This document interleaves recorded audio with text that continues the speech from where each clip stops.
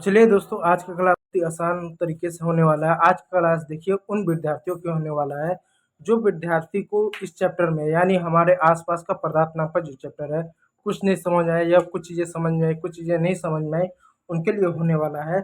साथ ही साथ वो बच्चे होते हैं जो जब क्लास को पढ़ते हैं ना तो उनको बहुत सारी चीज़ें समझ में आ जाती है कि आकर्षण बल क्या है, फिर उसमें ऊर्जा क्या है, ये क्या है, वो क्या है, सब समझ में आ जाता है।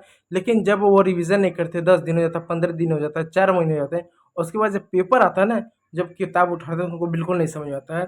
तो फिर उनको पढ़ा ना पढ़ना सब एक जैसा लगने लगता है, क्या क्या पढ़ा था क्या नहीं पढ़ा था कुछ समझ नहीं आ रहा है।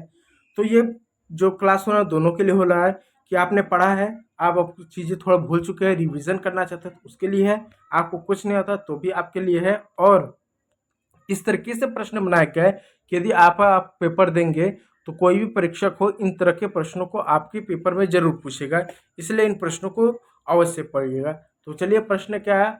38वां प्रश्न है। अब आपको लगे 38वां प्रश्न क्यों?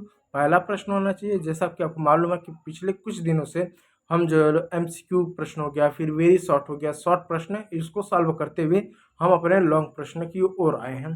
तो ये आपका दूसरा लॉन्ग प्रश्न है, यानी 38वें नंबर पे। ठीक है, तो प्रश्न क्या है? ऊष्मीय ऊर्जा। अब सवाल होता है ऊष्मीय ऊर्जा क्या है, अभी भी जानेंगे। ऊष्मीय ऊर्जा की सहायता से अवस्था परिवर्तन को समझिए। अवस्था परिवर्तन, जैसे बर्फ है वो पानी हो सकता है, पानी बर्फ बन सकता है, फिर जो बर्फ है वो गैस भी बना सकते हो, बर्फ से द्रव हो गया, द्रव से सीधा वो गैस बन सकता है, हो सकता है कि नहीं होता, वो अवस्था परिवर्तन होता है। लोहा है उसको द्रव बना सकते हो पिघलाकर। ठीक है, तो अवस्था परिवर्तन होता है, तो उसको समझाना है ऊष्मीय ऊर्जा के माध्यम से। जानते हो ऊष्मीय ऊर्जा क्या होती है? ऊष्मीय ऊर्जा पदार्थ के कणों की गति से जुड़ी ऊर्जा है। जब किसी पदार्थ को गर्म किया जाता है तो उससे के कण अधिक तेजी से गति कर, यानी जब किसी भी पदार्थ, जैसे बर्फ है, टुकड़ा है, उसको बर्तन में रख दो, उसको गर्म करो, जैसे जैसे गर्मी बढ़ती जाएगी जो पदार्थ के जो कण है वो गति करने लगेंगे। अब सवाल, पदार्थ के कण गति कैसे करते हैं? देखो, कभी आपने सोचा है कि पानी हमेशा गीला क्यों होता है, या लकड़ी या ईटा हमेशा ठोस क्यों होता है?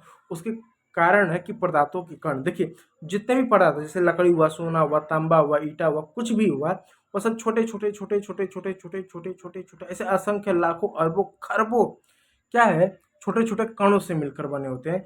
तो जो ठोस के पदार्थ होते हैं, कोई ठोस पदार्थ है तो उसके कण बहुत पास पास पास पास पास पास पास पास पास पास, जलेबी की तरह एकदम खूब पास, एकदम पास होता है। इस वजह से वो बहुत कठोर होता है, उसको खींच नहीं सकते, उसको दबा नहीं सकते, वो बहुत कठोर होता है। जबकि जो आपके आपके जो द्रव होता है उसके कण एक इधर रहेगा तो एक इधर रहेगा, एक इधर रहेगा, एक इधर, इसलिए वो लिक्विड टाइप का होता है। और द्रव में क्या होता है, ये कोई द्रव चीज है? द्रव नहीं, कोई चीज आपका गैस है तो एक कण इधर रहेगा तो एक कण इधर रहेगा, बहुत दूर दूर होता है, इसलिए गैस गैस होता है। तो क्या होता है, जो चीज जितना कठोर होगा उसके कण उतने ही पास पास होते हैं। तो जब किसी ठोस पदार्थ को जब गर्म करते हो तो इसके कण दूर होने लगते हैं, दूर होने लगते हैं, तो धीरे धीरे वो पिघलता है, धीरे धीरे वो द्रव बनता है। ठीक है, और जब गर्म करने लगो तो गैस बन के उड़ जाता है। जो ऊष्मा देते हो उसी ऊष्मा को हम ऊष्मीय ऊर्जा कहते हैं। ठीक है, जो आप पदार्थों को गति करने के लिए जो ऊर्जा देते हो उसी को हम ऊष्मीय ऊर्जा कहते हैं। इससे उनका आकर्षण बल कम हो जाता है, यानी एक दूसरे को आकर्षित करते हैं, एक दूसरे को बांध के रखते हैं।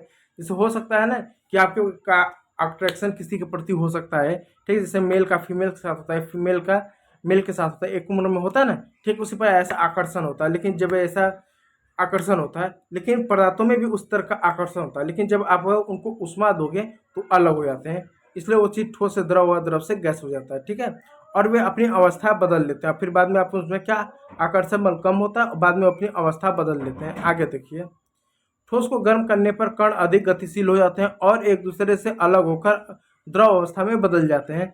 जैसे बर्फ का बनना, द्रव को गर्म करने पर कण और अधिक ऊर्जा प्राप्त करते हैं जिससे गैसीय अवस्था में चले जाते हैं। जैसे जल का वाष्प बनना, गैस को ठंडा करने पर कणों की ऊर्जा कम हो जाती है और संघनित होकर द्रव में बदल जाता है। अब बाद में जो गैस होता है, जैसे मान लीजिए बर्फ है, ठीक है, वो बर्फ को आपने बहुत ज़्यादा गर्मी दिया तो द्रव बन गया, और ज़्यादा गर्मी दिया तो गैस बन गया। गैस को गर्मी नहीं दिया, फिर ठंडा, आपने गैस को क्या किया, फ्रिज में रख दिया मान लो, तो धीरे धीरे वो क्या द्रव बनेगा, फिर द्रव से ठोस बन जाएगा, क्योंकि आपने ठंडा माहौल दे दिया।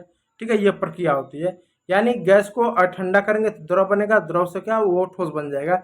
फिर अगर गर्म देंगे तो ठोस द्रव बनेगा, द्रव से फिर गैस बन जाएगा। ये सब प्रक्रिया चलता है, ठीक है। तो उम्मीद करूंगा ये वीडियो आपको अच्छा लगा। यदि अच्छा लगा तो लाइक जरूर कीजिएगा, चैनल पर नए हैं तो चैनल को जरूर सब्सक्राइब कर लीजिएगा। वीडियो देखने के लिए आप सभी का बहुत बहुत धन्यवाद।